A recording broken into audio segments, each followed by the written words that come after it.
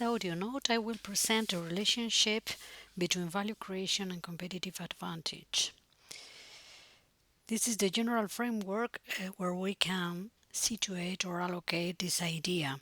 The general idea of a course on strategic management is to reach the desirable economic profitability.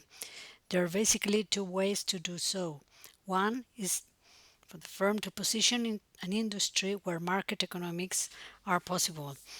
That would be an industry where there are high barriers to entry, where rivalry is not strong among competing firms, where buyer and supplier power are low, and the power of substitutes are low too. Is low too. Sorry. Or the alternative would be, it doesn't matter in which industry we're competing in, but what we can do to earn economic profits is to create more value than our competitors. And there are basically two ways to do so. One is to reach a benefit position relative to competitors, and another one is try to reach a cost position relative to them. In order to show it more clearly, uh, we will go to the rectangle that we have used before in this course. This rectangle represents one unit of one product unit, and the whole area of the rectangle is the maximum willingness to pay, the price at which the consumer is indifferent between buying the product and not buying it, or we also call it the perceived benefit, and we will represent it by a beam. Then here in the lower part of the rectangle there is the unit cost of production of the good, and here in the middle is the price paid for the product. So the difference between the perceived benefit and the unit cost of production is the value created. This value created with production is split between consumers um, and firms. Consumers gain what we call the consumer surplus, which is the difference between that perceived benefit, what they would pay for the product, and the price of the product, what they effectively pay.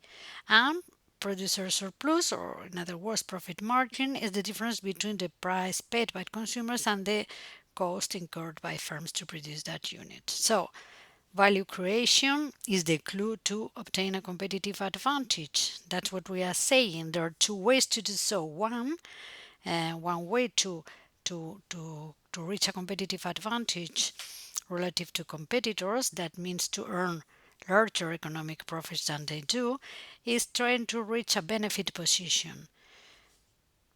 This benefit leadership or benefit position would be represented in this rectangle here. We are creating more value. The difference between the perceived benefit and the unit cost of production is larger for our firm E than for the rest of the firms in the industry, represented by the subindex EI. So we are creating more value on the upper part of the rectangle by offering a product for which the customers in this industry, are willing to pay more perceived benefit than what they are willing to pay for the products of the rivals. Okay, the alternative is to try to create value, trying to reach a cost position relative to competitors. That is trying to reach a cost leadership, an advantage, competitive advantage named cost leadership, and that means trying to create more value, being more efficient than our rivals, so in the lower part of the rectangle. So there's are the two approaches. Either we can create more value than rivals, offering a product that consumers are able to pay more than they are for the rivals' products, or being more efficient than them. Is it possible to reach both competitive advantages, to reach a benefit leadership and a cost leadership position at a time? So that would mean the idea represented in this figure here.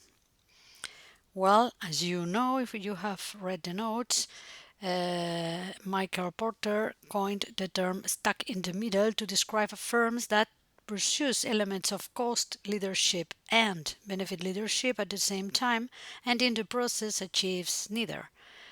Do we agree with Porter? Well, even though high quality is in general more expensive to produce and deliver than low quality, it sometimes happens as shown in this figure.